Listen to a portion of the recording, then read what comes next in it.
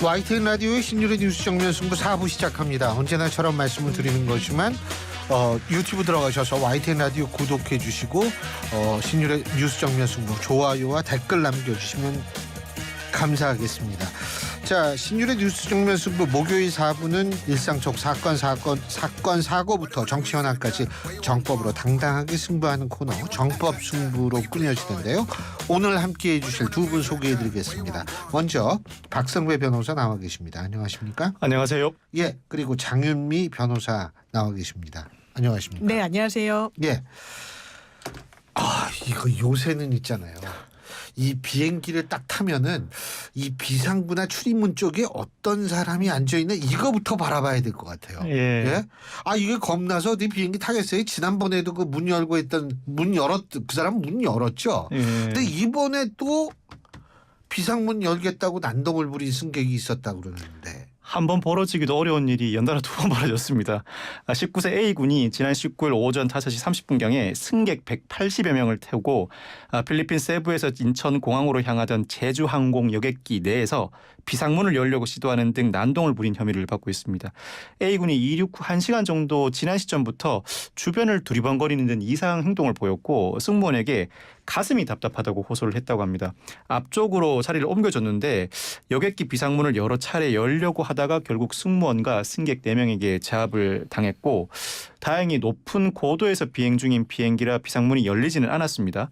착륙 후에 인천공항 경찰단에 인계되는데 기압 때문에 안 열린 거죠? 그러니까. 그렇죠. 높은 고도에서는 바깥은 기압이 낮은데 내부는 기압이 높으니까 착륙 후 인천공항 경찰단에 인계됐는데 비행기에는 구명조끼가 몇 개나 있냐, 비상문을 열면 승무원들이 다 해고되느냐 등 횡설수설하면서 정확한 범행 동기는 진술하지 않았다고 합니다.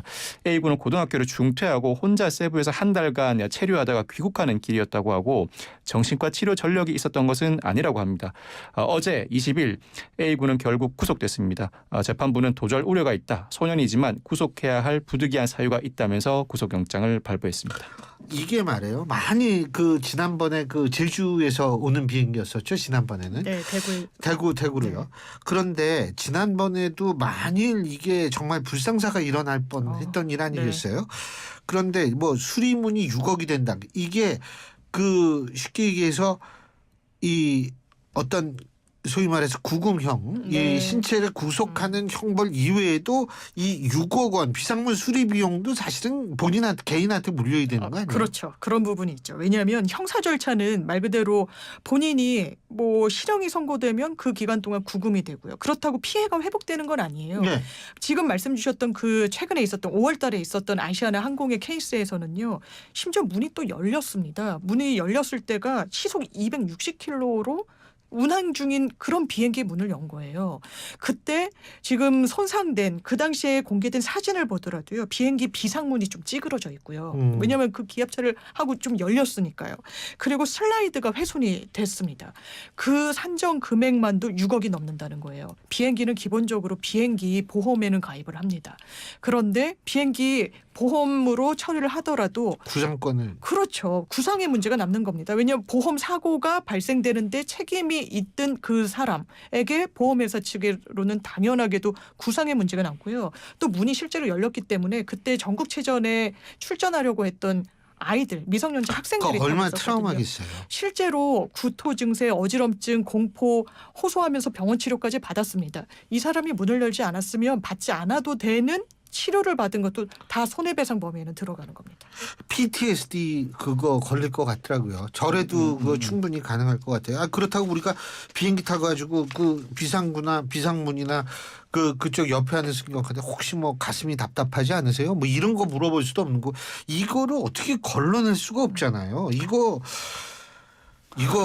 지금 일단 처벌은 제가 볼 때 굉장히 세게 해야 될 것 같은데. 처벌은 중합니다. 이 비상문을 만약에 열게 되면 물론 고도 3km 이상만 그 높이가 올라가면 더 이상 문은 열리지 않습니다만 만약에 열린다면 외부 기압과 내부 기압이 동일해지면서 극단적으로는 승객이 외부로 빨려 나갈 수도 있고. 영화 같은 데서 그런 게 간혹 나오잖아요. 예. 불의의 사고가 발생했을 때 산소 마스크를 안 쓰고 있으면 저산소증을 앓을 위험이 상당히 높아집니다. 그 자체가 매우 위험한 행동이고 그 행위로 인해서 탑승하고 있던 다른 승객들에게 적지 않은 심리적 충격을 가하게 되거든요. 그렇죠. 여러 사람들이 타고 있는 상황에서 당연하죠. 그 충격을 받은 사람들이 다수가 되는 것이죠. 예. 중하게 처벌해야 할 필요성이 당연히 있다 보니까 이 항공보안법이 항공기의 운행을 저행하는 폭행이나 탈출구 조작 행위에 대해서 10년 이하의 징역에 처하도록 하고 있는데 벌금형이 존재하지 않습니다. 무조건 집행유예 이상의 형을 선고해야 하고 지난달에 유사한 사건이 발생했을 때 수사 단계에서 구속될 만한 사안이다라는 생각이 들었는데 아니나 다를까 구속이 되더라고요. 이 사안도 19세의 소년임에도 불구하고 판사가 구속해야 할 부득이한 사유가 있다면서 구속영장을 발부했거든요. 소년법은 부득이한 사유가 있지 않는 한은 수사 단계에서 구속하지 않는다라고 규정하고 있습니다. 아, 그렇군요. 그럼에도 불구하고 판사는 사안의 중대성에 비춰볼 때 예. 소년이지만 구속해야 아하. 할 부득이한 사유가 있다는 취지로 구속영장을 발부하게 된 것입니다. 예. 그러면은 지금 이 소년이 19세, 만 19세일 테니까 이 사람은 어떻게 그 소년법에 적용을 받게 되나요? 어떻게 되나요? 그렇지 않을 것 같아요. 이 사안은 소년법에 적용을 받는다면 14세 이상 19세 이하는 보호 처분을 받게 되는데 사안의 성질에 비춰보면 보호 처분에 처할 만한 사건도 아니고 그리고 재판을 받는 과정에서 19세를 넘어갈 가능성이 상당히 높습니다.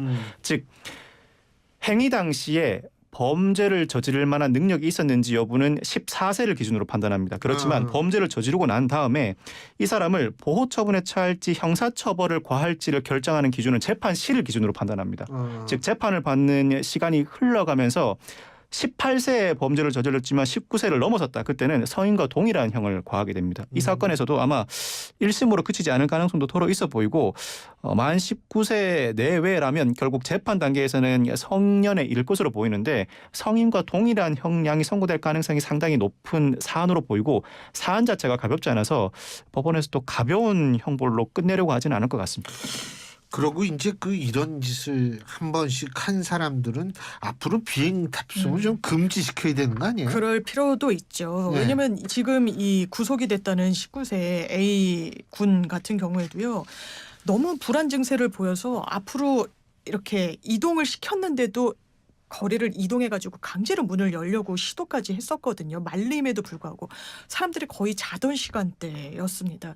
나중에 그 사실 막 소요가 일어나고 소동이 허둥지 등 일어나는 상황에서 승객들이 너무 놀라서 살려주세요 뭐 소리를 지르고 아비규환이었다는 거예요.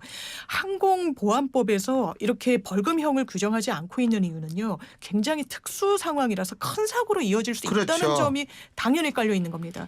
적게는 일단 아시아노 항공 측에서는 과거에 그 사례로 인해서 그 개폐문 옆에는 어떤 경우에도 자리를 판매하지 않겠다라고 제도를 냈는데 꼭 아시아나 항공뿐만 아니라 이런 위험은 어느 항공사에나 남아있는 부분이기 때문에 이런 부분을 좀 같이 도입하는 논의가 있을 필요가 있고요. 말씀하신 대로 이런 항공기와 관련해서 소란을 일으키고 과도한 이런 행위를 한 사람에 대해서는 비행기를 다시 탑승하는 데 있어서도 무언가 페널티는 부과돼야 되지 않을까 생각됩니다. 그 항공사마다 블랙리스트 같은 것도 있다 그러던데. 그 구체적인 사정까지는 모르겠습니다. 예. 물론 항공사마다 구체적으로 그 비행기 이거 탑승했을 공유를 때 해야 돼요. 이런 사람들은 사실은. 공유하는 시스템까지는 마련돼 있지 않은 것 같은데 아마 이번 기회에 이와 같은 일이 반복되는 상황이다 보니까 충분히 공유도 가능할 것 같고 국토교통부가 관리하면 불가능한 일도 아닐 그렇죠. 것 같아요. 그리고 예. 이 항공보안법의 이 조항이 사실상 사문화된 조항이라고 생각했는데 예. 사문화된 조항이 아니라 실제로 이와 같은 일이 반복되니까 비상 출입구 앞에 태울 수 있는 승객의 요건을 어느 정도 법정으로 요건을 강화하는 방안도 필요해 보입니다. 예를 들어 의사나 군인이나 공직과 관련된 일을 한 사람에 한정하거나 정의 그 정도의 조치가 지나치게 불평등하다는 평가를 받게 된다면 비워두거나 일정한 신문 절차 내지는 심리 절차를 거치는 방안도 고려해 봐야 할 것 같고 기술적으로는 다소 어려운 부분이긴 합니다만 전자동 방식으로 즉 항공기를 운항하는 자가 스스로 전동을 켜야 비상문이 열리는 방식을 도입할 수도 있지만 그렇게 되면 그야말로 비상문이 온전한 역할을 하지 못할 수가 있죠. 어떤 상황이 발생했을 때 강제로 열 수 있는 게 비상문인데 그 열 수 있는 비상문을 특별한 위험 요소 없이 어떠한 방식으로 온전하게 기능할 수 있을 것인가 이 부분은 항공사와 국토교통부가 머리를 맞대고 기술적인 방안에 대해서 충분히 논의를 해봐야 할 사안이지 않을까 생각해 봅니다. 그러니까 이게 이런 짓을 한 사람들에 대한 이 명단의 공유라는 것도 사실은 일종의 신상 공개 아닌가 그렇죠. 이런 생각이 드는데 이게 지금 정부 여당이 중대범죄자 신상 공개 범위 확대를 골자로 하는 특별법 제정을 추진한다. 지금 이런 얘기를 하는 거죠. 그렇습니다. 예. 굉장히 이 법에 공백이 있다라는 게 정부 여당의 판단인 것 같습니다. 많은 여론이 그렇기도 하고요. 왜냐하면 부산 서면 돌려차기 사건에서 처음에는 이게 성범죄 성격이 있다라고 보지도 않았고 이게 살인 미수인지 뭐 살인이면은 또 신상공개 대상이 되기는 하는데 아예 그 논의 자체가 생략됐었습니다. 당사자가 부인하기도 했고요. 또 피해자 같은 경우에는 정신을 잃어서 그 상황을 아주 구체적으로 진술할 수는 없는 상태였고 그러다 보니까 재판에 넘겨진 그 이후에 범죄의 어떤 악랄함이 세세하게 드러나는데 그 시점에는 신상 공개를 할 수가 없는 거예요. 재판이 넘겨진 이후에는요. 오히려 피의자 그러니까 수사를 받는 단계에서는 여러 요건에 해당하면 신상 공개가 되는데 어떻게 보면 더 범죄의 윤곽이 드러나고 있는 재판 과정에서는 신상 공개를 안 하는 게 과연 맞나라는 문제 제기가 있는데 이 부분과 관련해서 위헌법률심판제청이 최근에 제기가 됐습니다. 이 말인즉슨 실제로 이 범죄로 재판을 받는 피고인을 규율하는 법률이 재판부가 봤을 때 위헌적인 소지가 있다라는 판단이 드는 거예요. 그래서 해당 재판부가 헌재에 이거 위헌성 여부를 좀 판단해 주세요라고 해서 판단을 구한 법령이 성폭력처벌법 25조 1항입니다. 성폭력처벌법 25조 1항은 성범죄를 저질렀을 매우 그 가능성이 높은 피의자에 대해서는 오로지 공익적인 이익이 있을 때는 수사 단계에서 이름, 나이, 얼굴을 공개할 수 있도록 법적 근거를 갖고 있는 건데요. 살인, 강간 뭐 이런 부분은 특정 강력처벌법에 따라서 법에 정해져 있습니다. 어떤 범죄를 저질렀을 때 신상 공개를 한다. 근데 제가 지금 말씀드린 성폭력처벌법에는 그냥 성범죄 이렇게 돼 있어요. 재판부가 봤을 때 이거 신상 공개가 되는 범행을 특정하지 않은 거 너무 모호한 거 아니야? 라는 거 하나. 그리고 이게 수사 단계에서 신상이 공개되게 되면 이 피의자로서는 상당히 위축이 되고 본인의 방어권은 사실상 행사하지 못할 거다. 그리고 무죄 추정 원칙이 헌법상 원리인데 그럼에도 불구하고 낙인되고 범죄자라고 규정당하면 이게 과연 헌법 정신에 맞는 것이냐란 취지로 헌재에 그 판단을 구하는 일이 최근에 있어서 이게 당정의 특별법 추진과 이 헌재의 결정이 좀 맞물려서 봐야 될 것 같습니다. 근데 이게 어떻게 이래서 특별법이 많이 제정이 되면은 뭐가 뭐 좀 달라져요? 많이? 예. 지금 당정에서 추진하겠다고 하는 거는요. 여러 대상 이게 갈래가 있는데요. 첫 번째 대상을 늘리겠다는 겁니다. 특정 강력 범죄 처벌 등에 관한 법률에 따르면 아주 일부 범죄에 대해서만 신상 공개가 가능하도록 돼 있단 말이에요. 그거를 내란, 외환, 테러, 조직폭력, 마약 등의 범죄로까지 확대하겠다. 그래서 신상 공개 대상자를 좀 넓히겠다라는 게 당정안에 담겨 있고요. 또 하나는 시기입니다. 우리가 머그샷 이야기를 상당히 자주 드리는데 정유정 그리고 신당역 사건의 스토킹 범죄자 같은 경우에도 너무 신상 공개됐을 때 많은 국민들이 본 사진이 지금의 모습이랑 대단히 달랐던 거예요. 조주빈 같은 경우에는 심지어 교복을 입고 있었습니다. N번방 사건의 조주빈. 그러면 30일 이내에 찍은 사진으로 신상 공개를 하겠다라는 안이 담겨 있습니다. 근데요, 그거 제가 이제 OTT에서 미국 다큐멘터리를 많이 보거든요. 네. 근데 미국 같은 경우에는 우리나라보다 훨씬 공개의 범위가 넓고 네네. 그런데 그 이유가 뭘까 생각을 해봤는데 저는 사실은 피의자에 대한 인권이 중요하지 않다는 것은 아닌데 피의자에 대한 인권이 너무 강조되다 보면 피해자에 대한 인권이 이게 또 좀 침해를 받는 상황이 되지 않을까. 이번에 부산 돌려차기 사건도 그런 종류가 아닐까 이런 생각이 드는데 네네. 뭐 이게 오남용입니까? 그렇게 되면 어떻게 보십니까? 제 주장 내지는 견해의 요지는 네. 신상정보 공개의 요건과 절차를 명확히 하고 불복 절차를 제대로 마련하되 공개의 범위를 넓히자로 요약됩니다. 즉 우리나라에서 실질적으로 신상정보 공개는 경찰이 주도하고 있는데 어떤 사안을 신상정보 공개의 대상으로 삼을 것인지 그 이후에 어떠한 기준에 따라서 신상정보를 공개할지가 다소 불분명합니다. 이에 따라서 경찰이 오히려 신상정보 공개 대상 사건 자체를 좁히고 있는 경향이 있습니다. 현실적으로 신상정보 공개는 재범 방지, 범죄 예방, 국민의 알 권리를 위해 실시한다고는 하지만 실무에서는 사실상 국민의 알 권리 충족 외에는 신상정보를 반드시 공개해야 범죄 예방이 이루어지는가? 회의적인 시각도 존재합니다. 그렇다면 국민에게 그 알 권리를 보장하는 차원이라면 또 그의 수반에서 일부 범죄 예방의 효과를 거두기 위해서는 신상정보 공개 대상 범위가 넓어져야 하겠죠. 그렇지만 신상정보 공개가 한번 이루어지게 되면 더 이상 되돌릴 수가 없습니다. 만에 하나 무죄의 가능성도 존재할 여지가 있고 그 대상자뿐만 아니라 그 대상자의 가족, 친지, 지인들이 입게 될 상당한 피해도 있습니다. 그렇다면 현재 법률로 규정하지 않은 신상정보 공개 대상의 범위, 요건, 기준을 명확히 하고 신상정보 공개 결정이 이루어졌을 때 충분히 의견을 진술하고 불복 절차를 마련해 두되 이를 전제로 한다면 충분히 신상정보 공개가 더 폭넓게 이루어질 수 있습니다. 경찰도 지금처럼 소극적인 태도를 일관하지 않을 것이고 충분한 절차 보장을 해주었다면 현재 논란이 되고 있는 위헌성 시비에서도 벗어날 수 있는 것이죠. 즉 피의자의 인권에만 집착해서 신상정보 공개 제도에 조심스럽게 접근하자는 취지가 아니라 신상정보 공개 제도가 그 취지를 제대로 살리려면 그 요건과 절차가 엄격하게 규정되고 불복 절차도 제대로 마련되어야 그 취지를 제대로 살릴 수 있다는 말씀입니다. 그리고 우리가 제일 관심 있는 거는 피해자의 인권. 요번에 부산 돌려차기 피해자분 같은 경우에는 이 보복에 대한 두려움이 굉장히 크신 것 크죠. 같아요. 예, 예? 그렇습니다. 그러니까 이러한 피해자들이 두 번 사실 이 공포에 빠지게 되는 것을 어떠한 방식으로 막을 수 있는가 이런 부분과 동시에 신상공개 제도로 했을 경우에 범죄 예방 효과가 있는지 이게요 사형도 뭐 범죄 예방 효과가 있다 없다 여기 설이 분분한데 지금 뭐 이거는 신상공개하고 범죄 예방 효과 사이에 인과관계가 있습니까 없습니까? 있다는 지표들이 있기는 하죠. 그런데 여러 변수가 있기 때문에 단언하기 어렵다는 게 맞는 결론인 것 같습니다.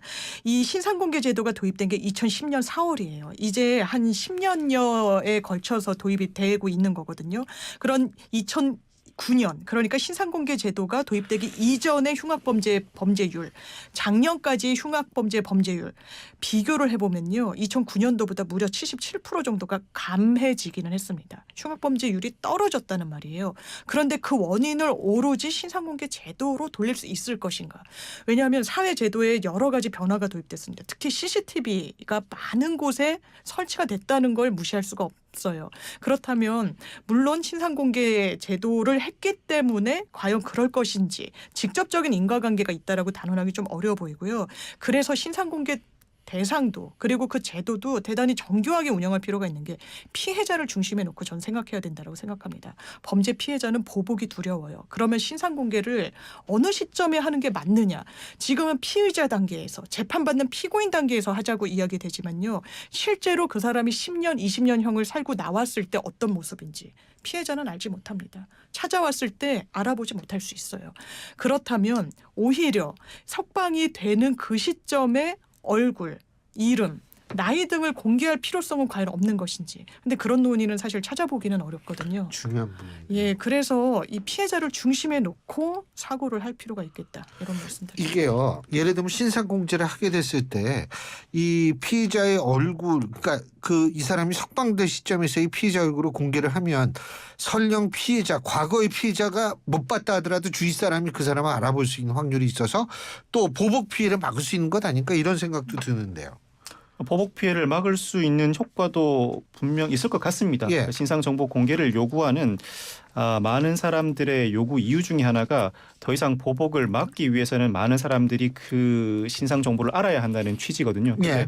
실질적으로 신상정보 공개가 재범 방지에 기여했는지에 대해서는 학술적인 연구 결과가 나와 있지는 않은 상황이다 보니까 그에 대해서는 의견이 분분한 것 같고 다만 피해자를 위한 각종 지원 제도가 점점 더 발전돼 가고 있는 것은 사실입니다. 우리 형사사법 체계에서 피해자는 사실 제3자거든요. 검사와 피고인이 당사자이지 피해자는 제3자이다 보니 그 절차 참여에 상당한 제한이 가해졌었는데 보복 우려가 있을 때는 예. 위치 추적 장치나 이사비를 지원해 주기도 하고 형 집행 관련 정보를 제공해 주기도 하죠. 거기다 어제 드디어 스토킹 처벌법, 성폭력 처벌법, 전자장치 부착법이 개정되기도 했습니다. 예. 접근 금지 잠정 조치로서 무엇보다 위치 추적 전자장치 부착도 가능해지게 됐습니다. 알겠습니다. 자, 오늘 두 분 말씀 여기까지 듣겠습니다. 고맙습니다. 감사합니다. 감사합니다.